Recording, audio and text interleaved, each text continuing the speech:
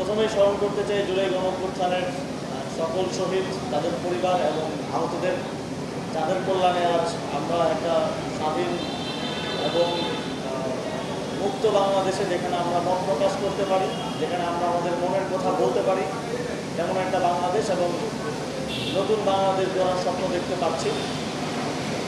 আমাদের এই জুলাই আর্টওয়ার্কের মূল উদ্দেশ্যটা ছিল যে গত বছরের জুলাই আগস্টে যখন সবাই এমনিতে বলে যে দেয়ালের কান আছে, কিন্তু গত বছর জুলাই আগস্টে দেয়াল কথাও বলেছে, দেয়ালের মুখও ছিল।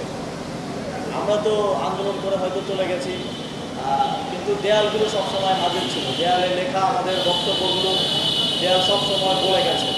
ঢাকা শহরের মানুষ, সারা বাংলাদেশের মানুষ বিভিন্ন শহরগুলোতে তারা সেটা দেখেছে এবং অনুপ্রাণিত হয়েছে, এবং জুলাই গণঅভ্যুত্থানে সর্বস্তরের মানুষের নেমে আসার পেছনে এই দেয়ালে আর্টওয়ার্কটা একটা বড় অবদান রেখেছে। সেই জায়গা থেকে এবং একই সাথে জুলাই গণঅভ্যুত্থানের সময়কার ইতিহাস এবং গত 16 বছরের ফ্যাসিবাদী শাসনামলের প্রতিটি বছরেই আপনারা জানেন নিপীড়নের এবং একই সাথে মানুষের প্রতিবাদের ইতিহাস রয়েছে। সেই ইতিহাসগুলোকে আবার নতুন করে মানুষের সামনে তুলে ধরা। যদি আপনারা আমাদের ফার্মগেট অংশে আর্টওয়ার্কগুলো দেখেন, গত 16 বছরের যে ইতিহাস সেখানে তুলে ধরা হয়েছে।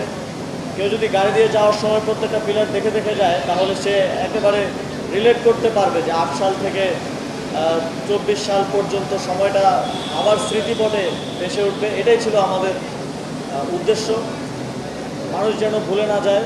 এবং সেই জায়গা থেকে এটা একটা দায়বদ্ধতার জায়গাও, যারা দায়িত্বশীল আছেন তারাও যেন এবং আমরাও যেন এই বিচারগুলো নিশ্চিত করতে পারি, এবং এরপরেও যারা আসবেন তারাও যেন এই বিচারগুলো নিশ্চিত করার তাগিদটা অনুভব করেন। সেই জায়গা থেকে আমাদের এই কার্যক্রমটা ঢাকা উত্তর সিটি কর্পোরেশন বাস্তবায়ন করেছে।